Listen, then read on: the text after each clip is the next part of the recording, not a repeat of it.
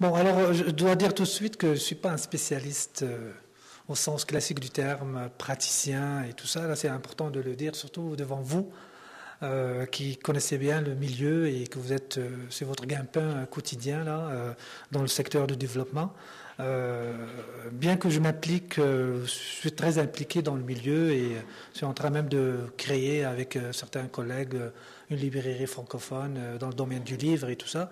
Mon chapeau est beaucoup plus au niveau de la recherche, plus donner, disons, une synthèse globale de ce qui se passe aujourd'hui à partir de certaines recherches sur les communautés francophones dans le domaine du développement local, du développement économique communautaire. C'est important de préciser un peu ces éléments-là, parce que pour qu'il n'y ait pas beaucoup d'attentes, je suis beaucoup plus comme un genre de miroir finalement qui fait un peu l'avocat de diable, disons, qui lance un peu quelques idées pour susciter plus de réflexion à partir de la recherche que je mène. Cette recherche-là que je mène, et disons de manière plus générale, est une étude comparée entre Manitoba, Saskatchewan et l'Ontario pour les francophones, mais aussi avec les Premières Nations et les anglophones. Donc c'est vraiment au début. On cherche un peu des chercheurs qui peut-être vont faire partie un peu de ce projet-là, qui soit Manitoba, Saskatchewan, pour nous donner un coup de main. Le but, c'est d'avoir un portrait global, disons, de ce qui se passe et de voir qu'est-ce qu'il y a en commun pour toutes ces initiatives-là et pour toutes les provinces, pour qu'on arrive à développer une stratégie commune. Alors, l'idée globale que j'aimerais un peu soulever ici avec vous est très simple, c'est que depuis 90 et même la fin des années 70, il est question des initiatives locales, ou si l'on veut, du développement économique communautaire. Ces initiatives-là, évidemment, on renvoie à tout ce désir des communautés, et ce n'est pas propre aux francophones, hein, loin de là, mais disons ce désir d'avoir une certaine autonomie sur le plan économique.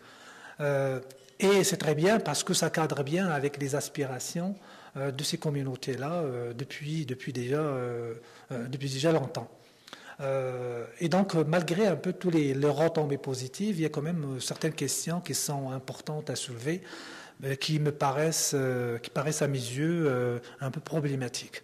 Et ces questions problématiques, je vais quand même les soulever à la fin de la discussion. On sait très bien que les francophones, contrairement à cette idée très répandue déjà, débattue et redébattue dans la fin des années 70, des années 80, à savoir que les francophones ne s'y connaissent pas dans les affaires, n'ont jamais fait les affaires, ils n'ont pas la bourse des affaires, c'est dans la mentalité, ainsi de suite. On sait que ce discours-là aujourd'hui est battu en brèche. Et qu'une relecture de l'histoire des francophones démontre bien le contraire. Au contraire, à chaque époque, les francophones étaient présents et s'inséraient. Ils discutaient leurs modalités d'insertion dans le modèle de développement en cours. Ils discutaient aussi comment s'insérer dans les débats sur l'économie de leur époque. Et aujourd'hui, c'est effectivement le cas pour le développement économique communautaire. Ainsi, à l'époque où il n'y avait pas d'État, ou presque, ou du moins l'État ne s'intéressait pas beaucoup aux francophones, les francophones ont essayé comme vous le savez bien, on a essayé quand même d'avoir ses propres institutions, des coopératives, des caisses, des associations qui parlent au nom de la communauté. Ces outils économiques, on sait aussi qu'ils étaient pour les Canadiens français un moyen de sortir des problèmes économiques et de renforcer leur position dans la société. Ces institutions, elles avaient aussi un rôle important, et il faut quand même le souligner comme il faut, c'était pour renforcer et protéger les Canadiens français des menaces, différentes menaces, l'anglais, le communisme, le socialisme, les autres religions avec le temps. Cette cette mobilisation pour les institutions économiques donc n'avait pas seulement un but économique, c'était principalement pour revendiquer un patriotisme de la langue, de la religion et l'importance nationale. Ce qui fait que l'autonomie s'inscrivait dans un espace beaucoup plus large, un espace canadien. C'est un peu la première idée importante. Par contre, avec l'affirmation de l'État, un peu plus tard, lorsque la famille, les institutions religieuses ne pouvaient plus assurer la sauvegarde de la spécificité des communautés, eh bien, on s'est tourné un peu vers l'État. Et l'État, graduellement, donc, s'est substitué aux acteurs de la société civile pour définir et redéfinir ce qu'on appelle l'intérêt public.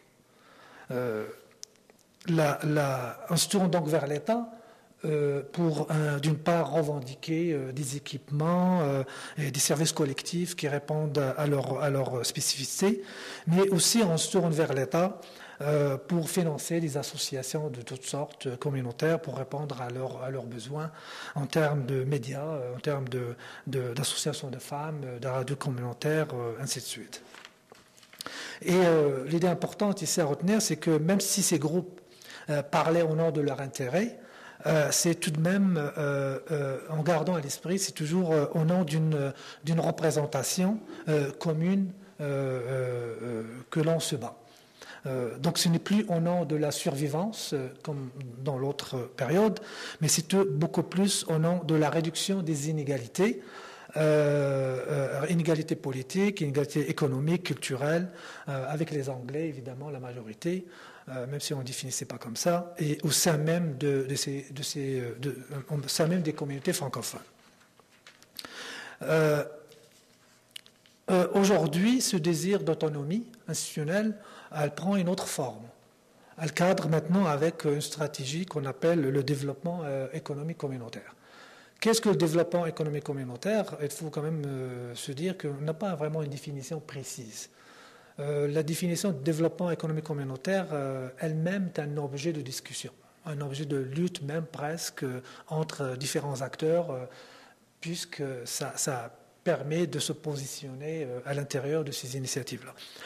Sans rentrer un peu dans ce débat définitionnel, je donnerai peut-être ce que j'en pense par le développement économique communautaire à partir d'une synthèse de ce que les acteurs eux-mêmes disent. D'une part, à peu près 3 points, disons, qui définissent le développement économique communautaire, 4 points. La première, c'est d'abord, ça vise un peu la création de la richesse collective. C'est moins la richesse individuelle que la richesse collective, pour augmenter le niveau de vie des populations locales. Évidemment, ça prend des formes extrêmement variées, allant de l'insertion à l'emploi, la création des organisations, des associations, l'infrastructure, l'offre des services, de la petite enfance, un peu de tout. Mais aussi, ça vise la création d'un sentiment d'appartenance, une certaine cohésion. C'est une façon solidaire de travailler ensemble au sein des communautés. L'autre élément, c'est que cette création des richesses, évidemment, ça prend quand même des conditions. Parmi ces conditions, c'est que ce sont les gens eux-mêmes qui doivent se prendre en charge. Prendre en charge leurs ressources locales et participer aux décisions qui les concernent. Et puis le troisième élément, c'est que pour cela, il faut quand même qu'il y ait une certaine mobilisation. Une mobilisation des acteurs sociaux, locaux, et des gens qui travaillent en collaboration et de façon solidaire autour de certains projets collectifs. Et évidemment, le quatrième, c'est aujourd'hui cette mobilisation, cette création de la richesse se fait dans un cadre de régulation un peu particulier, celui de l'État partenaire, dans une dynamique de décentralisation, dans une dynamique de concertation. Donc on est loin de l'État centralisateur dans les années 70 et même au début 80. Évidemment, ce développement économique communautaire, c'est important de mentionner 2 mots rapidement, parce que ça ne tombe pas quand même du ciel, mais c'est un long processus qui s'est construit depuis la fin des années 70, que je résumerai, disons, en deux points en gros. D'abord, ces initiatives locales sont liées d'abord à l'échec du marché. On sait que la crise des années 70 on a vu l'émergence des politiques néolibérales, le tout est pour le marché, donc c'était l'idée d'enlever un peu toutes les sécurités, la désyndicalisation, tout ce qui abolir les institutions, donc tout ce qui est collectif, c'était à abolir parce qu'il entravait le développement économique. Ensuite, l'autre échec, c'était l'échec aussi de l'État-providence, parce qu'on s'est rendu compte que les décisions, depuis les années 50, 60, même 70, c'était des politiques de régionalisation très centralisatrices, d'en haut en bas, de sorte qu'il y avait une distance entre les professionnels et la population. Les politiques régionales qui étaient supposées de corriger les inégalités n'ont pas donné lieu à des résultats. Et donc, ensuite, le rôle de l'État qui s'est imposé un peu partout, dépouiller les régions de leur identité, de leur spécificité, puisqu'on a essayé d'imposer une seule façon pour tout le monde. Donc c'est dans ce cadre-là qu'on a assisté à partir des années 80-90 des initiatives locales qui ont essayé de se serrer le coude, de se prendre en main pour répondre à leurs besoins au lieu d'attendre des résultats du marché ou de l'État. Et en voyant que ça donnait des résultats, je rappelle simplement le bureau privé en 90, quand il a écrit la relance locale. Donc on s'est rendu compte en fait que les communautés locales réussissent mieux que l'État ou que le marché, et donc il fallait quand même reconnaître ces initiatives locales, le développement économique communautaire, il fallait les soutenir par des programmes, il fallait décentraliser, il fallait avoir un nouveau rapport avec l'État, et c'est comme ça qu'on peut s'en sortir. Aujourd'hui, tout le monde le sait, c'est très connu, le développement économique communautaire, reconnu, soutenu, il y a même des législations pour cela, qui diffèrent un peu d'une région à l'autre.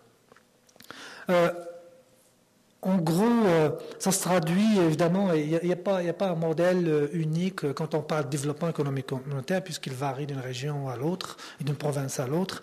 Mais disons, en gros, ce sont des entreprises, comme vous le savez, vous êtes dans le milieu, ce sont beaucoup des organisations, d'abord une nouvelle organisation intermédiaire qui soutiennent le développement économique communautaire, le Conseil de la coopération, le réseau de développement et de coopération de développement économique communautaire, et plusieurs organisations là, mais se traduit aussi par le renouveau de l'action de beaucoup d'organisations anciennes, Fédération des femmes, ainsi de suite, qui ont quand même renouvelé un peu leur action en faveur du développement économique communautaire, parce que leur action traditionnelle est en train aussi de changer.